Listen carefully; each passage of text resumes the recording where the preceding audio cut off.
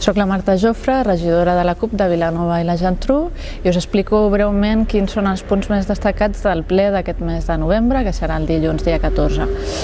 Doncs, bàsicament, dels punts que porta el govern, destaquem 5 punts d'urbanisme, dels quals 4 són modificacions del Pla General.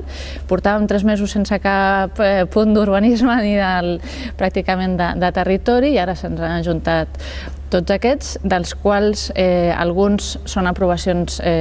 provisionals o definitives de coses que ja s'havien aprovat, però hi ha una aprovació nova que és una que fa referència a Santa Maria de Cubelles, una modificació del Pla General. Nosaltres ja hem anat dient durant tot aquest temps que les modificacions del Pla General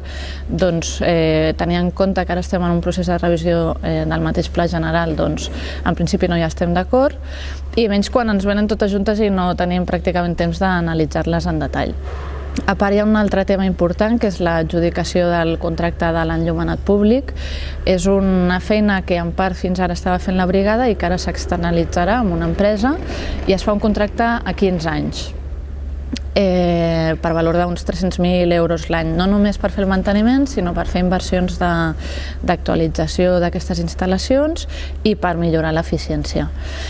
D'altra banda, en aquest ple presentem 3 mocions, de les quals una moció és una moció de suport a Joan Coma i a la Montse Venturós, pels fets que han passat últimament, sobretot per la detenció de la Montse Venturós i l'actuació dels Mossos al respecte.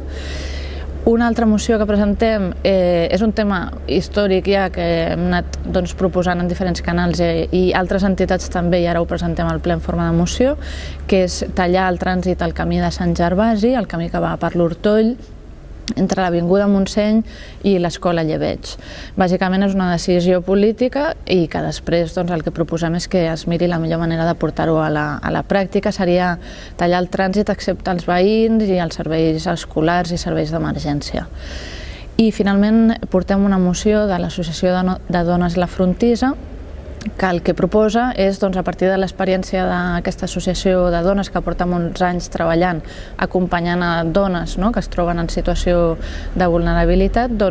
és proposar una sèrie de millores en el procediment que es du a terme a serveis socials. D'una banda, perquè s'auditi i es faci un seguiment més rigorós de tots els casos que passen per serveis socials, sobretot els que poden comportar la pèrdua de custòdia dels infants, i d'una altra banda perquè es millori la dotació d'aquests serveis socials i aquesta feina que està fent fins ara voluntàriament la Frontissa que pugui assumir l'Ajuntament. I bàsicament aquests són els punts que pensem que són més destacats de cara al ple de la setmana que ve.